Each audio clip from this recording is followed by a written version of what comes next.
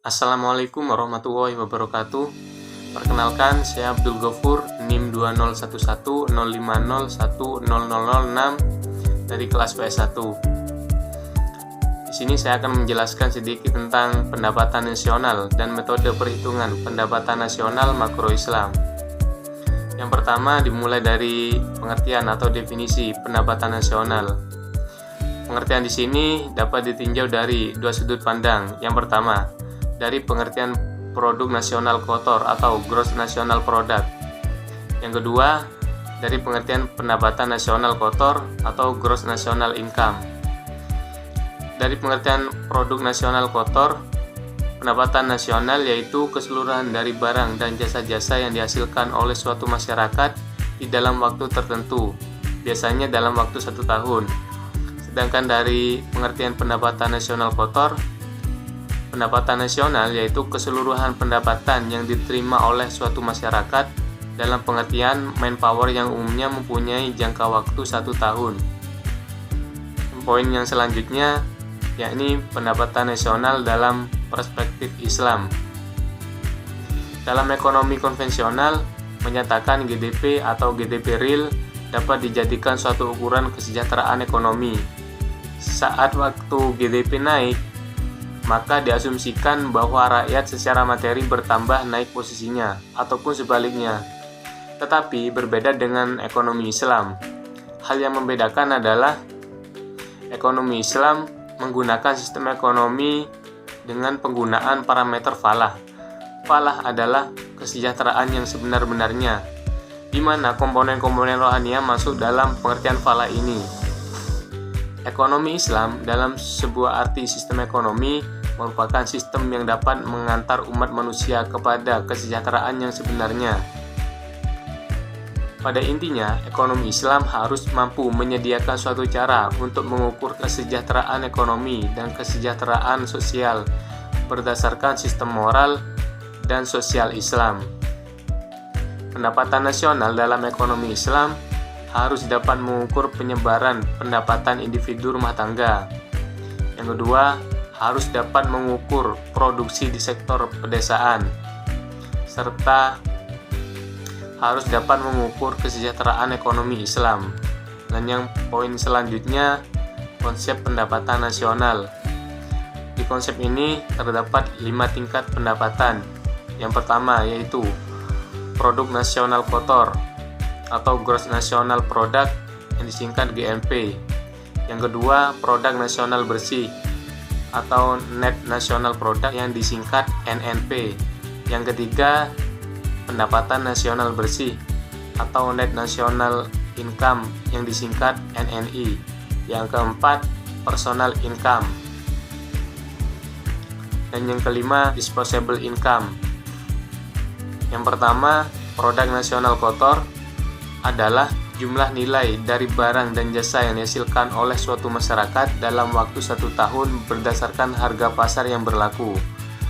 Yang kedua, produk nasional bersih atau NNP diperoleh dari jumlah GNP setelah dikurangi dengan barang modal untuk penggantian. Yang ketiga, pendapatan nasional bersih atau net national income NNI diperoleh dari NNP setelah dikurangi dengan pajak tidak langsung. Yang dimaksud dengan pajak tidak langsung adalah pajak yang bebannya dapat digeserkan kepada pihak lain, misalnya penjualan pajak impor dan sebagainya. Yang selanjutnya, personal income. Untuk personal income ini, kita harus tambahkan dengan transfer payment. Yang dimaksud transfer payment adalah pembayaran-pembayaran di negara yang dibayarkan kepada orang-orang tertentu, dan pembayaran tersebut bukan merupakan balas jasa atas keikutsertaannya dalam proses produksi tahun sekarang, melainkan sebagai balas jasa untuk tahun-tahun sebelumnya, atau pembayaran pada seseorang yang sebenarnya berasal dari income orang lain. Contohnya, pembayaran kepada orang yang sudah pensiun. Yang kedua, tunjangan para veteran dan dana-dana sosial, atau pembayaran untuk para pengangguran. Dan yang terakhir, disposable income adalah sejenis pendapatan yang siap untuk dimanfaatkan. Disposable income ini diperoleh dari personal income setelah dikurangi dengan pajak langsung. Pajak langsung ialah pajak yang bebannya tidak dapat digeserkan kepada pihak lain. misalnya pajak pendapatan. Poin yang selanjutnya yaitu metode perhitungan pendapatan nasional. Yang pertama, metode produksi, yang kedua, metode pengeluaran, dan yang ketiga, metode pendapatan. Yang pertama yaitu metode produksi. Ini dilakukan dengan cara menjumlahkan nilai tambah yang diwujudkan oleh berbagai sektor dalam perekonomian. Yang kedua, metode pengeluaran. Perhitungan metode pengeluaran ini dilakukan dengan cara menjumlahkan nilai barang-barang jadi yang dihasilkan dalam perekonomian. Dalam menghitung nilai pendapatan nasional, menurut cara pengeluaran ini adalah penting untuk membedakan dengan sebaik-baiknya di antara barang-barang jadi dan barang-barang setengah jadi. Tindakan itu dilakukan untuk menghindari terjadinya perhitungan dua kali atas nilai barang-barang dan jasa-jasa yang diproduksikan. Dari pengeluaran konsumsi rumah tangga, nilai belanja yang dilakukan oleh rumah tangga untuk membeli berbagai jenis kebutuhannya dalam satu tahun tertentu dinamakan pengeluaran konsumsi rumah tangga. Tidak semua transaksi yang dilakukan oleh rumah tangga digolongkan sebagai konsumsi. Misalnya, membeli rumah itu digolongkan sebagai investasi, dan pengeluaran-pengeluaran seperti membayar asuransi dan mengirim uang kepada orang tua itu tidak digolongkan sebagai konsumsi, karena itu bukan pengeluaran atas barang atau jasa yang dihasilkan dalam perekonomian.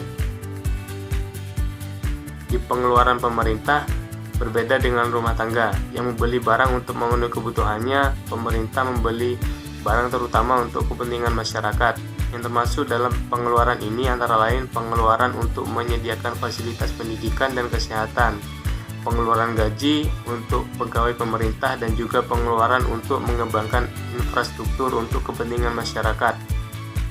Pembelian pemerintah atas barang dan jasa dapat digolongkan kepada dua golongan utama, yaitu konsumsi dan investasi pemerintah. Yang ketiga, pembentukan modal sektor swasta. Pembentukan modal sektor swasta akan lebih penting dinyatakan sebagai investasi.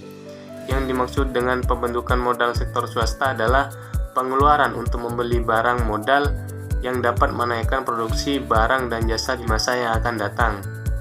Yang selanjutnya, ekspor dan neto. Yang dimaksud dengan ekspor dan neto, nilai ekspor yang dilakukan suatu negara dalam satu tahun tertentu dikurangi dengan nilai impor dalam periode yang sama. Ekspor suatu negara biasanya terdiri dari barang dan jasa yang dihasilkan di dalam negeri.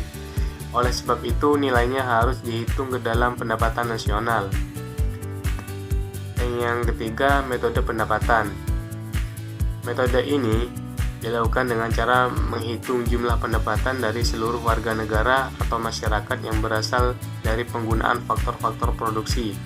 Adapun golongan-golongan masyarakat yang mempunyai pendapatan itu sebagai berikut. Yang pertama, pendapatan para pekerja, yaitu gaji dan upah. Yang kedua, pendapatan dari usaha perseorangan. Yang ketiga, pendapatan dari sewa. Yang keempat, bunga neto, yaitu seluruh nilai pembayaran bunga yang dilakukan dikurangi bunga atas pinjaman konsumsi dan bunga pinjaman pemerintah. Dan yang kelima, pendapatan dari keuntungan perusahaan. Poin selanjutnya, manfaat perhitungan pendapatan nasional. Yang pertama, untuk mengukur laju pertumbuhan ekonomi nasional. Yang kedua, untuk membandingkan kemajuan perekonomian antar negara. Yang ketiga, untuk mengetahui struktur perekonomian suatu negara. Yang keempat, menjadi landasan perumusan kebijakan pemerintah.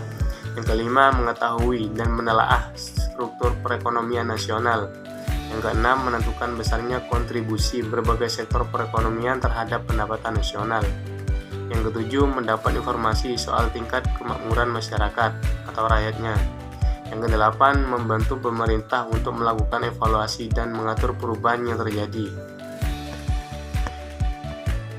Dan poin yang terakhir, usaha meningkatkan pendapatan nasional.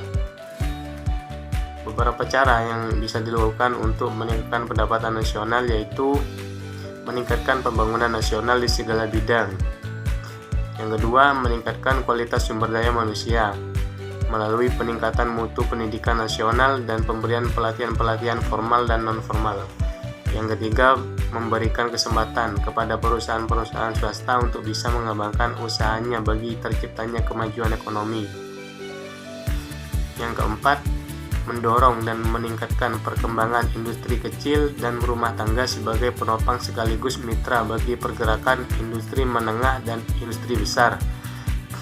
Yang terakhir, membuka dan meningkatkan kesempatan untuk berinvestasi bagi para pemilik modal baik lewat PMDN maupun lewat PMA. Mungkin hanya sekian yang dapat saya sampaikan. Apabila terdapat kesalahan, mohon maaf yang sebesar-besarnya. Yang lebihnya hanya itu dari saya. Saya akhiri. Wassalamualaikum warahmatullahi wabarakatuh.